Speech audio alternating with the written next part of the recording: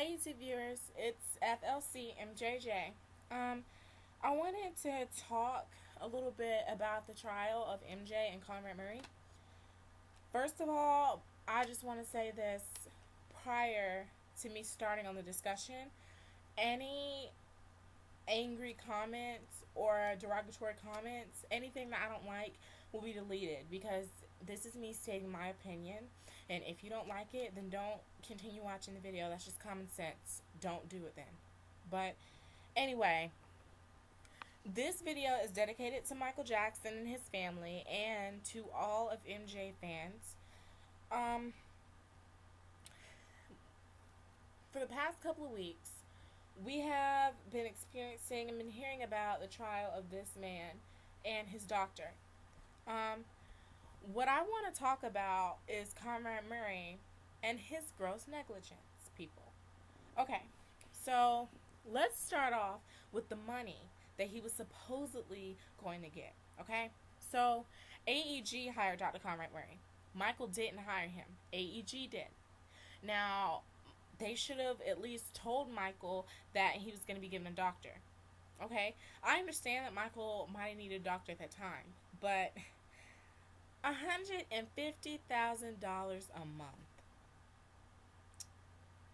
No doctor makes that much, people. Just get that through your heads right now. No doctor makes that much money. $1,000, maybe $1,000 every paycheck, yeah, but not a cardiologist who gets paid 150 grand a month. Guys, that is over $1 million a year. No doctor makes that much. So I guess he said, well, nothing bad's gonna happen to him. I'm Michael Jackson's doctor. I'm gonna get all this money. I'm gonna support my 3 strippers and my girlfriend and my son. Okay. So, um, I understand that you wanted to support people, Dr. Conrad Murray, if that's what the case was, but you should have said, I don't need that much money. I mean, if I was Michael Jackson's doctor, Michael would be here today. I'm just going to say that right now. Even though that I haven't gone to college yet, I'm just in the 10th grade. If I was a cardiologist, then, and if I was Michael Jackson's doctor, then his life would still be in his hands right now. But Dr. Murray let MJ's life slip out of his hands. And this is all Conrad Murray's fault. Um, Today in court, there were some things talked about and the police interview that they had a couple days after Michael passed away. Dr. Conrad Murray said that Michael told him that he had propofol before. I seriously highly doubt that Michael had propofol before because, I mean, if you've had propofol before and you've used it on your tours, then you would have been gone a long time ago, buddy. I'm not trying to turn the tables on him. I'm just saying you would have been gone a long time ago if you were taking propofol every time you're on tour. You were on tour for almost 2 years. You would have been gone. And there was another time when he needed to use propofol. That was for dental surgery. Some dentists use it. But anyway, right before the trial started, Dr. Murray was seen going to get a pedicure. Okay, pedicure. Look, I know your toes may want to be looking pretty right now, but there's no need for you to get a pedicure. Nobody's going to see your toes. And then you go out and buy designer ties, which are like $100 each. First off, you're a doctor. You drive a BMW. You're a cardiologist, whatever. Buying brand ties and getting a pedicure right before you're about to go on trial? That's just gross negligence right there. That makes me sick to my stomach because there is no way in the world on why you should be getting any of that. You should be preparing yourself for trial. I mean, you know you're guilty because, I mean, if I was on trial, for instance, if I was on trial, then I would be at home just like getting ready for it, not going out and pampering myself. I mean, sure, you could have had you a little bit of me time, but dude, getting a pedicure and spending your money? But let's get to the most dramatic parts of my discussion. So, Dr. Murray um secretly recorded Michael when he was high off of propofol.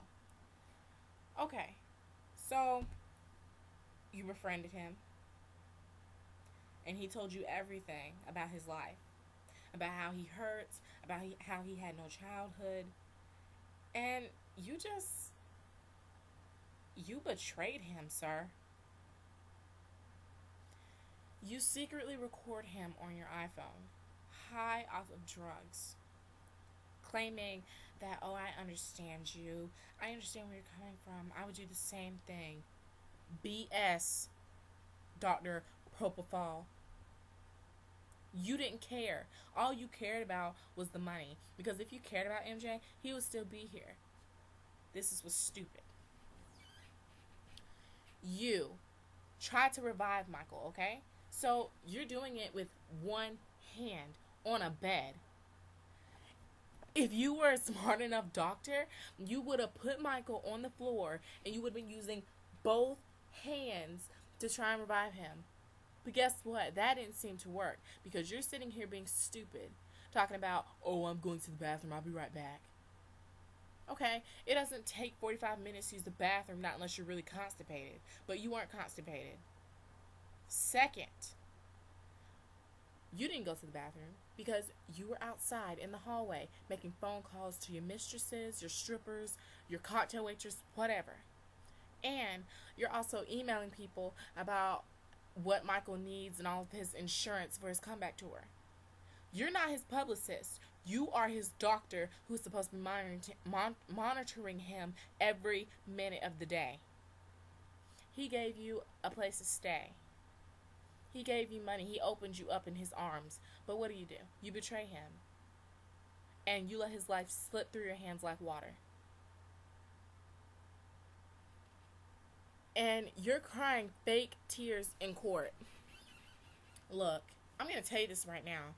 No fan thinks that those are real tears, okay? Even I don't think that those are real tears. I do not care if you were crying right now. Because you're only crying because you know that you are guilty. When somebody cries about something when they're being accused, they know they're guilty. I don't even see what you're crying for because you're guilty. Every piece of evidence points back to you, saying, oh, Michael, he ingested the propofol or he, put it inside of his own leg.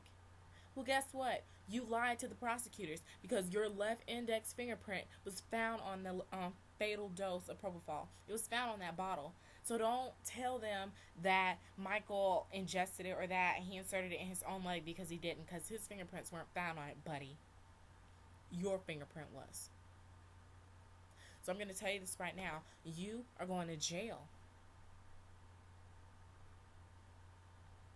And also, you are not a child of God's. Because if you were, then Michael would be here. Your gross negligence is what killed him. You being stupid is what killed him. Dr. Murray, you are a low-down, dirty, unknowledgeable bastard. Michael gave you a place to stay. He gave you all this money that he had. And you didn't care.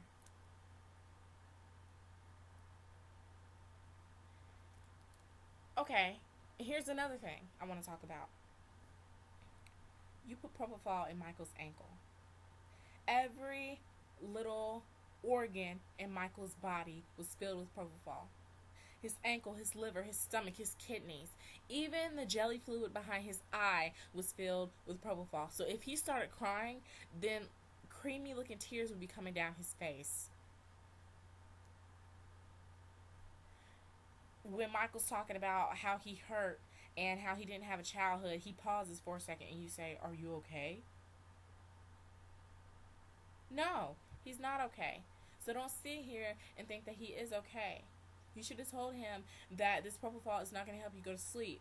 Because if you were a smart doctor, then you would know that when you take a whole lot of propofol, you're going to take it, you're going to finally fall asleep, but then you're not going to wake up. Now you're outside making emails and phone calls that equal up to over 40 minutes when you could be in there. Now Michael could have been dead for 40 minutes. He could have been dead for 40 minutes. So basically, all I have to say is that Conrad Murray / Dr. Propofol, you are guilty because every little piece of evidence points back to you.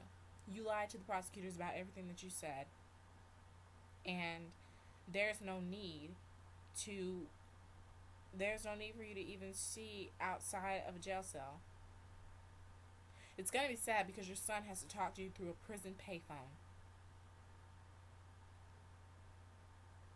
He's going to have to ask his mom, when's my daddy coming home? And it's going to be sad. And why would Michael want to kill himself? He has 3 beautiful children, a beautiful home, a beautiful life, and lovable fans that love him, and he loves them too. So why would he want to kill himself? Michael had fears about somebody trying to kill him, and guess what? It happened.